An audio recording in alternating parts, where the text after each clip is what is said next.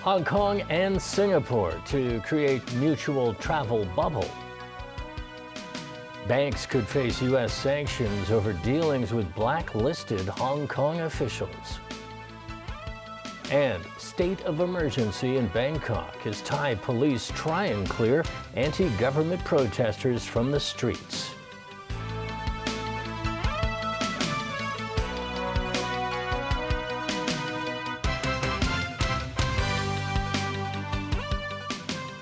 Good evening and welcome. We begin with some good news for those wanting to travel again, as Hong Kong and Singapore will establish a travel bubble between the two places that will exempt travelers between the two cities from quarantine, either for leisure or for work.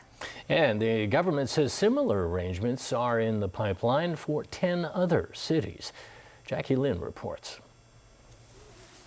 While the date has yet to be determined, hopes are high that Hong Kongers will soon be able to venture to the Lion City quarantine-free. There will be no restrictions for travel purposes and no controls on the itineraries. But prospective travelers should not have visited other cities 14 days before the trip. They should also have tested negative for COVID at hospitals or clinics mutually recognized by Hong Kong and Singapore governments 72 hours prior to departure. And to be doubly safe, another test will be done upon arrival. Flights will be arranged to serve only travel bubble travelers with no transit passengers allowed on board. By fulfilling these conditions, we would be able to put the virus under check. But at the same time, we should make it as facilitating as possible so that, travelers can resume some level of traveling without too much hassle. So I think this is a compromise. The list of clinics and more details about the arrangements will be hammered out in a few weeks' time. In preparation, the Tourism Board has launched new promotion programs for tourists. But with much uncertainty still ahead and the employment subsidy scheme set to end next month, the travel industry worries some operators won't survive before the arrangement commences. If we stop by the end of November, it will be a nightmare. Over 60% of the travel agencies will lay off almost half of the staff. Hotel owners are also urging the government to expedite travel bubble deals with the 10 other countries in discussion and not to exclude Taiwan from the table. I think the government should try their very best, having more travelers coming to Hong Kong. To stay afloat, some hotels have tried to roll out staycation and long-stay packages for local guests. But the Federation of Hong Kong Hotel Owners says those deals mainly benefit larger chains, while small and medium-sized hotels are still struggling. Jackie Lin, TVB News. Well, meanwhile, the city reported 12 new coronavirus cases today, 4 of which are locally acquired. Meanwhile, there are less than 10 preliminary positive cases. One of the latest patients to come down with the coronavirus is a 73-year-old businessman who lives with his family in Flamingo Garden. He works at Houston Center in Tsim Sha Tsui and played cricket at the Kowloon Cricket Club during his incubation period.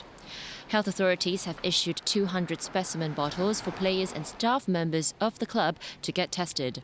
The man also dined at the Japanese restaurant Zuma at the Landmark in Central during the infectious period.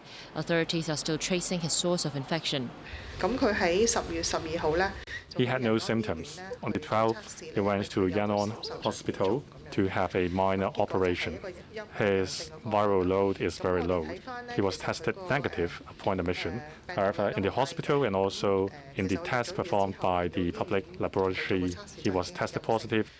The other case with an unidentifiable source of infection is the 35-year-old clarinetist of the Hong Kong Philharmonic Orchestra. So far, none of the musicians in the orchestra nor backstage workers have tested positive for the virus. The remaining 2 local cases are close contacts of earlier confirmed cases, including a 3-year-old girl. The 8 imported cases today involve arrivals from Nepal, France, the Philippines, and Indonesia. With sporadic cases still emerging and a foreseeable 4th wave of the coronavirus, will there be enough quarantine facilities to cope with that? At the moment, there are about 2,000 units ready to be used. By the end of the year, there will be 4,000. And this is actually quite a substantial number of quarantine units. If we look back in August when we had a large number of cases to be quarantined. At one point, we only had about 2,800 units provided for the quarantine, and we did not use the full 2,800. So I think if we can increase to 4,000 by the end of the year, that is more than adequate in managing the fourth wave. Currently, isolation facilities in Yuen Long and Penny's Bay are still in operation. The remaining phases in Penny's Bay, now under construction, are expected to be finished by the end of the year and provide 2,000 more units. The United States is ramping up the pressure against China by issuing a formal sanctions warning to international banks that engage in large dealings with Hong Kong's blacklisted officials. As Kate Chu reports, the move is drawing mixed reactions about what lies ahead for local banks. Within 60 days, the United States will single out financial institutions which flout the economic sanctions it imposed on 10 Hong Kong officials back in August. By conducting significant transactions with the blacklisted individuals, they face up to 10 types of penalties in areas such as loans, foreign exchange, exports, banking, and property transactions. That's in addition to repercussions targeting corporate officers and key executives. With no indication on what constitutes significant transactions, banking sector lawmaker Ronald Chan thinks the effects of the measure will be limited. He also revealed the Monetary Authority had earlier given those in the banking industry a heads up on the matter. In a letter, it said local institutions are not obliged to accede to the one-sided sanction as it is not legally binding in the SAR. Still, Kevin Choi, an associate professor of economics at Clemson University, believes banks are unlikely to run the risk due to the U.S.'s tough stance. Among the officials sanctioned for their role in curtailing political freedoms in the city, Security Chief John Lee criticized America's double standards and bullying ways. Another blacklisted official, Police Commissioner Chris Tang, refused to be intimidated, vowing to safeguard the security of Hong Kong and China. Meanwhile, the Foreign Ministry in Beijing says China firmly opposes and condemns America's so-called Hong Kong Autonomy Act decision to sanction individuals. It also warned of countermeasures should the U.S. fail to correct its mistakes and cease interfering. Kate Chu, TVB News. Overseas, and Thai police dispersed pro-democracy protesters this morning after they camped outside the Prime Minister's office, demanding his resignation. A state of emergency is now in place in Bangkok. Daniel Rao has more on this story. Riot police in Bangkok were pictured forcing out hundreds of protesters outside Thailand's government house this morning. The demonstrators had been camped outside overnight, demanding Prime Minister Prayuth Chan-o-cha's resignation. The operation came after a severe state of emergency was implemented in the Bangkok area. The state of emergency bans unauthorized gatherings of more than 5 people. Police said they arrested more than 20 people for violating the rule. The presence of a motorcade transporting Thai king, Maha Vajiralongkorn, to a royal event threatened to further inflame tensions. The monarch's motorcade passed close by to where the protests had taken place. No major incidents were, however, reported. The latest round of protests to hit Bangkok got underway on Wednesday. Thousands marched from Bangkok's Democracy Monument to Government House. It was the third major gathering by activists aiming to shake up Thailand's political system. Their campaigns have garnered attention because of their calls to reform Thailand's constitutional monarchy. The protest movement was launched in March by university students. It was quickly put on hold as Thailand battled with a surge of COVID-19 cases. The rallies got back underway in July, with the country's coronavirus threat seemingly dwindling. Since then, demonstrations have once again been spearheaded by students and widely publicized on social media.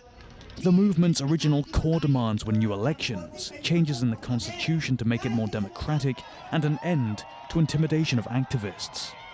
Activists also allege Prime Minister Prayuth Chan-o-cha was returned to power unfairly in last year's general election. Daniel Rao, TVB News. U.S. President Donald Trump and Democratic challenger Joe Biden will hold dueling primetime town halls tonight instead of their second presidential debate. After he declined to take part in a virtual matchup that had been set for today, Trump was in Iowa, where polls show his support is sagging. Amid a three-week sprint to Election Day, Trump is on a barnstorming tour across states critical to deciding who will win an election less than 3 weeks away. Republicans are raising alarms that enthusiasm among his base in battleground states like Iowa is sliding. I'm thrilled to be back in the American heartland with thousands of loyal, hardworking Iowa patriots. And 20 days from now, we're going to win this state. We're going to win 4 more years in the White House. We're going to keep it going. In a boost for Trump, Iowa's highest court has upheld a state directive that was used to invalidate tens of thousands of absentee ballot requests mailed to voters with their personal information. Democrats argued the directive was unconstitutional. Under siege for his handling of the pandemic, Trump used his teenage son Barron's COVID infection and quick recovery as part of his pitch to reopen schools. He had it for such a short period of time. I don't even think he knew he had it. First Lady Melania Trump revealed that Barron had tested positive for the coronavirus not long after his parents, but had no symptoms. Democratic presidential nominee Joe Biden told a Muslim American advocacy organization that if elected, he will overturn Trump's 2017 travel ban that targeted Muslim-majority countries and disproportionately focused on African countries. The Biden campaign raised a record-shattering $383 million in September, bolstering his financial advantage over Trump ahead of the November 3rd election. The next presidential debate is scheduled for October 22nd in Nashville, Tennessee. After 2 days of questioning, the U.S. Senate Judiciary Committee is poised to take the first steps towards approving Supreme Court nominee Amy Coney Barrett. The 48-year-old judge skipped past several election-related questions from Democrats. She also refused to express her view on whether the president can pardon himself. I think in normal times she would have gotten a big vote. These are not normal times. I don't regret anything I've done on the Judiciary Committee. This is the first time this has ever happened in the history of the United States that a Supreme Court nomination has been considered in the midst of an election. It's a desperate attempt by Senator McConnell and President Trump to fill a Supreme Court vacancy at a time when we should be taking our time, assessing the nominee, and doing it in an orderly fashion. Barrett's confirmation to the Supreme Court to take the seat of the late Justice Ruth Bader Ginsburg seems inevitable, as some Senate Democrats acknowledged in the hearings. The shift would cement a 6-3 conservative majority on the court and would be the most pronounced ideological change for a single Supreme Court seat in 30 years. And still to come on tonight's news. Consumer Council warns of cancer-causing chemicals in dried spices. Election protests force Kyrgyzstan president to resign.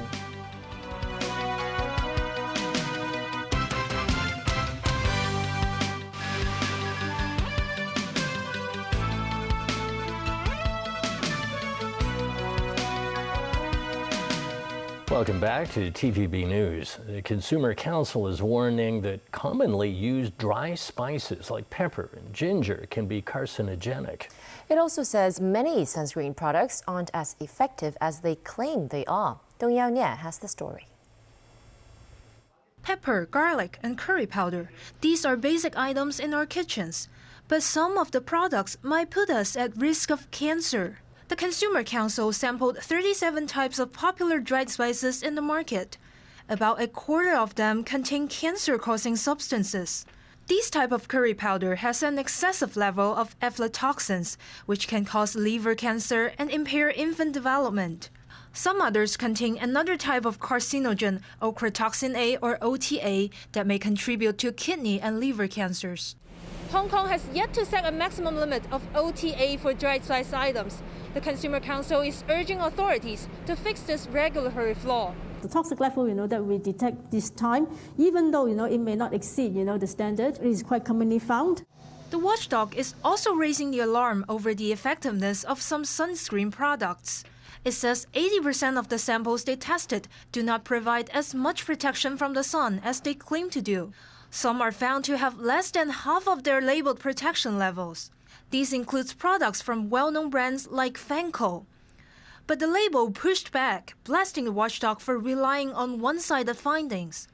It cited 2 other laboratory studies that actually endorsed their product's effectiveness. But the Consumer Council says it doesn't recognize those 2 lab reports. We really thoroughly studied. Unfortunately, we cannot find the qualifications, the accreditations of one test lab. We did inquire for the information, but we received no input. The watchdog warned consumers that long exposure to sunlight with insufficient sunscreen products can result in sunburn and even skin cancer. 钟耀聂 TVB News. Customs officers have arrested 15 people following the seizure of pirated video games and memory cards worth $300,000. The Customs and Excise Department found 173 game sets and 97 memory cards, which all infringed on copyrights. The seizure was made in 13 retail stores and warehouses located in Shamshui Po and Chunwan during an operation yesterday. Officers also arrested 15 people between the ages of 17 and 51 who are mainly shop owners and work in sales. Customs says most of the pirated video games are retro and classic ones from the 1990s and the year 2000. Apple Daily founder Jimmy Lai appeared at the West Kowloon Magistracy earlier today after being accused of convening an unauthorized assembly. That's alongside 25 other pan-Democrats who allegedly participated in an illegal assembly during the June 4th vigil this year. The case has been referred to the district court and adjourned to November 3rd. Before the case was heard today, the police's National Security Unit raided a private office of Jimmy Lai's in Kwun Tong and seized multiple documents. Overseas again, Kyrgyzstan's President Surunbay Jeenbekov has announced his resignation. Jeenbekov said attempting to hold on to power wouldn't be worth it if it caused further instability in the country. Yesterday, hundreds of people rallied in the nation's capital, Bishkek, demanding his resignation. The protests continued until this morning. Kyrgyzstan was plunged into chaos following a vote on October 4th that election officials say was swept by pro-government parties. The opposition says the election was tainted by vote buying. Activists took over government buildings after the ballot. The country's Central Election Commission subsequently nullified the election. Jeenbekov's resignation could now pave the way for the formation of a new government. 2 U.S. nationals held by Houthi rebels in Yemen were released yesterday. This as part of a deal which saw 250 Houthis flown back from Oman to Yemen's capital, Sana'a. U.S. National Security Advisor Robert O'Brien welcomed the release of aid worker Sandra Lowley and businessman Michael Jadada. Lowley had been held captive for 3 years and Jadada for 1. O'Brien also thanked Oman's Sultan as well as Saudi Arabia's King Salman for the help in negotiating the agreement. The remains of another U.S. citizen will also be repatriated. Violence between fighters loyal to the Saudi-backed government and Houthi forces has escalated since a failed UN attempt to broker a ceasefire. The conflict in Yemen has been dubbed the world's worst humanitarian crisis and has so far killed more than 100,000 people. That's the news. Thanks for watching. Good night.